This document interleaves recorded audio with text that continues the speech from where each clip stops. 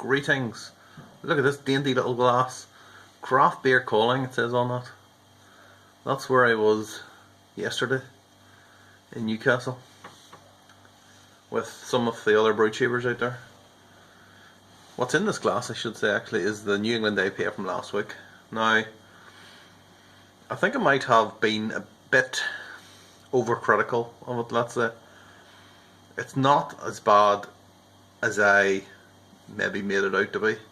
It's not terrible beer or anything like that. It's just not perfect, which I was, badly trying to explain last week. I had such high hopes for this beer, and then it just kind of, it went on me. But it's been it's in the keg 3, maybe 4 weeks. I don't even know anymore. But yeah, it's the taste I was trying to tell you from last week definitely dissipated a bit, so it's quite chuggable, let's say. So yeah, that's a third of a pint, that glass.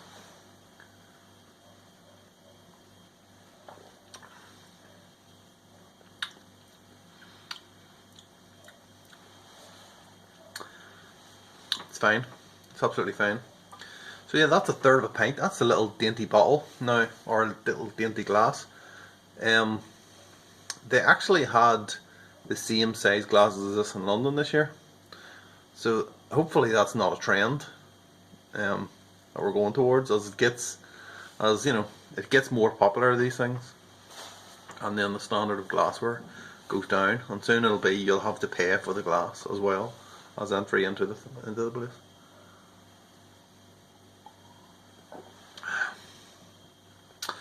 So yeah, craft beer calling. So I've just about recovered from the weekend. I went over on Friday night, met up some of the guys.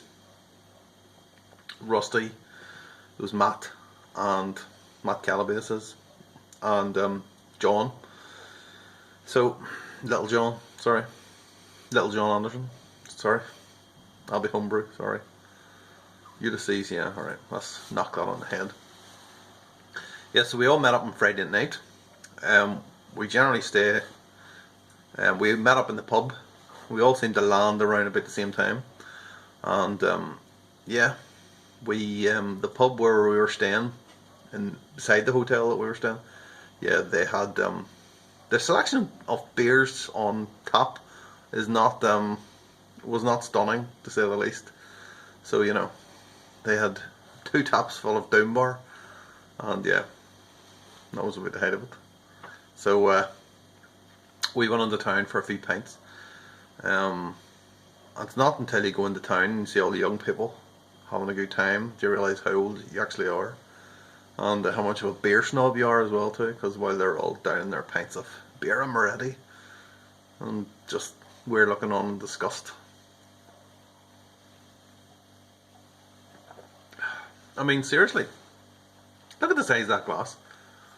What is anyone ever going to do with that? A third of a pint? I mean, I'm coming out here to fill my glass, and that's like 2 mouthfuls. I mean, I've only started this video about 2 minutes, and look, it's near empty.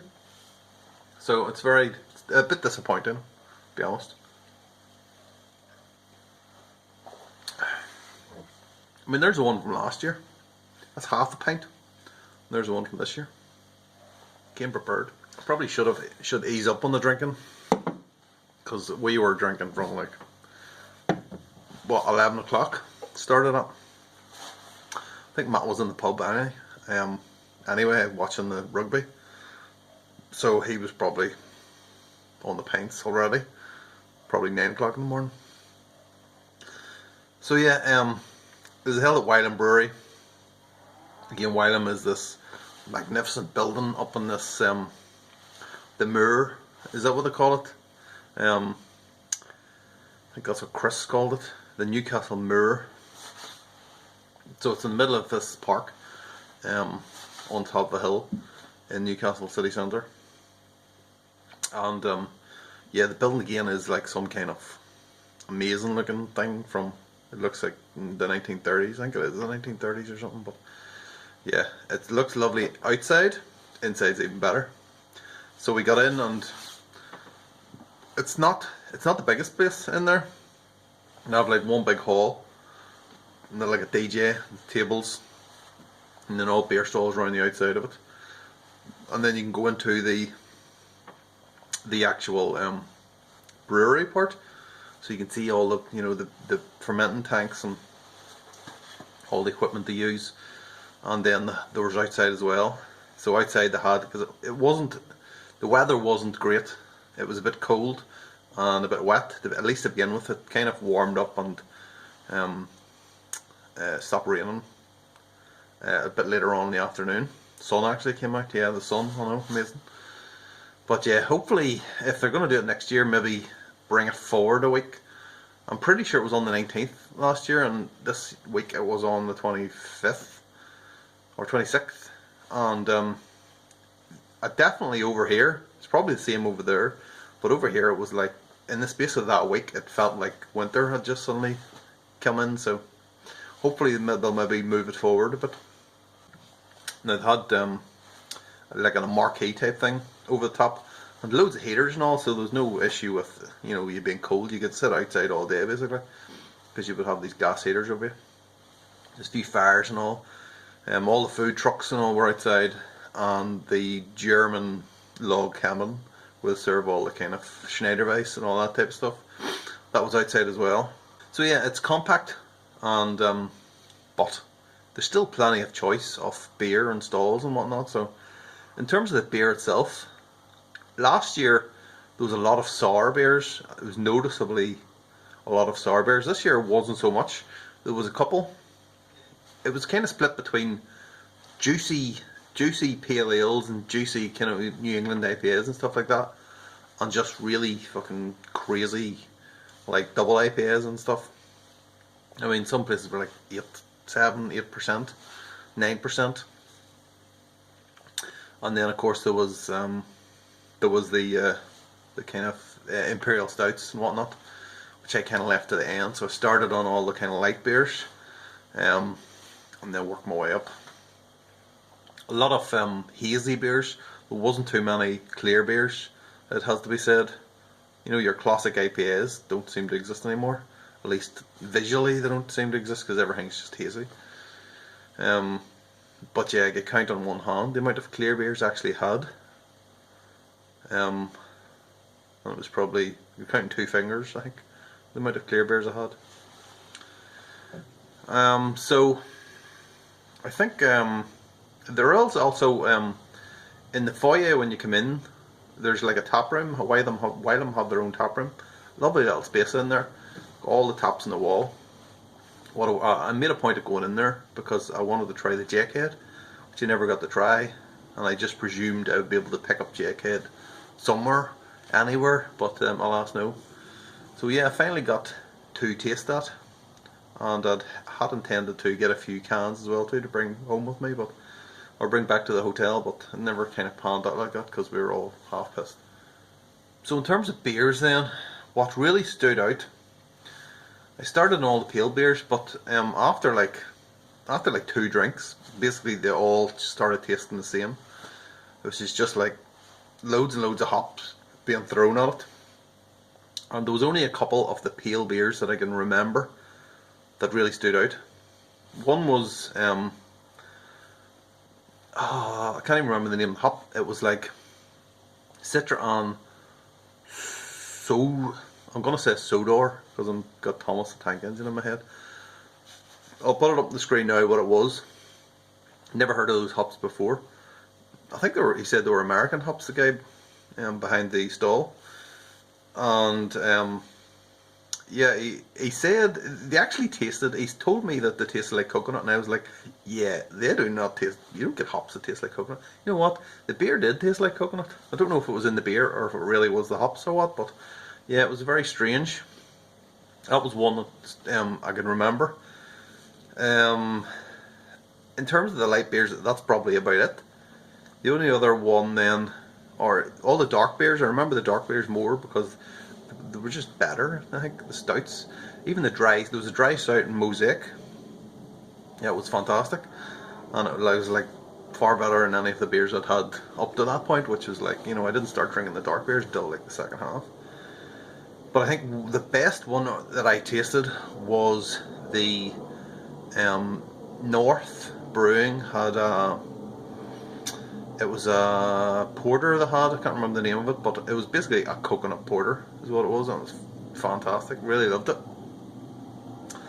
And then probably the strongest one, I think the last one of the day was like a 13% cherry stout. Or no, it wasn't the cherry stout. That was the one before the last one. And then the last one was the Octopod, which was just like 13% of pure fruit juice. That was insane. So the session was like, what, 11 to 5 o'clock. Stopped serving at 4:30. And then we all left. So it was me and Rusty, there was Matt, there was John and his brother-in-law, and then there was Chris, Homebrew Chris, and his mate Arthur. And then from there on, it like gets a bit hazy. But yeah, we all went into the city centre, found a pub, and just started drinking.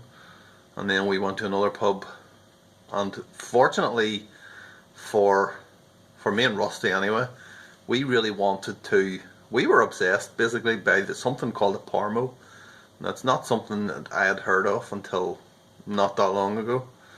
And yeah, it's a bit of a delicacy, let's say, up in the northeast. And if you don't know what it is, a Parmo is like, it's like chicken, it's a chicken breast.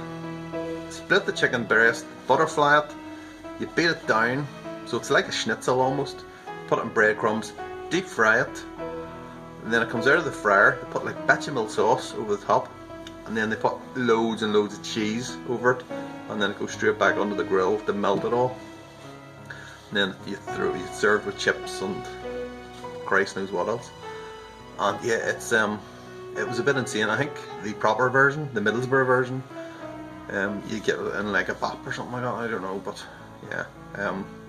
So yeah, me and Rusty were basically obsessed by Parmos and finding somewhere to have a Parmo.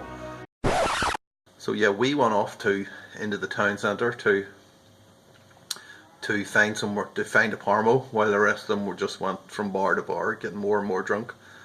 And yeah, we did find it. We did find a Parmo. We had a Parmo. It was pretty good, I have to say. I mean, it's pure dirt. It is dirt on a plate, basically. You couldn't eat them very often. You know, we only ate it because we really wanted it, and we're not going to be there very often. So, and they don't seem to sell them anywhere else, fortunately. But yeah, imagine if you're still struggling to think of what a Parmo is. Imagine something Elvis would eat, and he had a heart attack sitting in the toilet or something.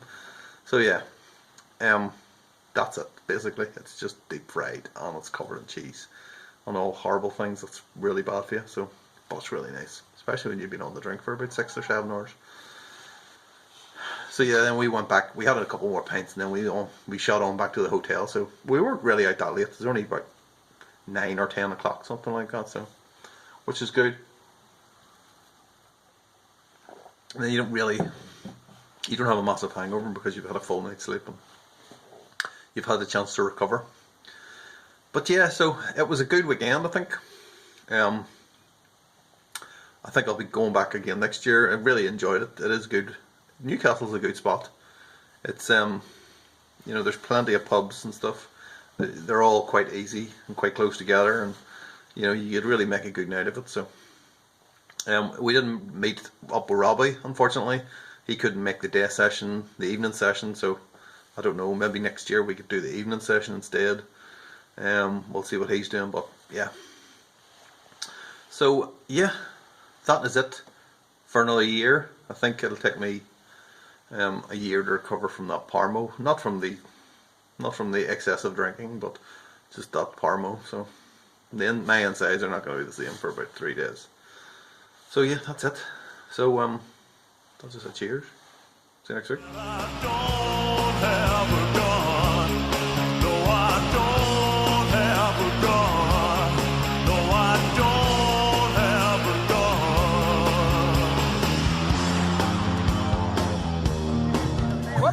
No, actually, it's a raining. It's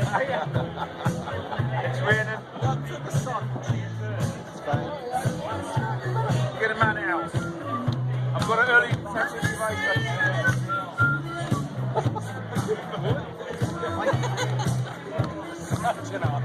Oh, man.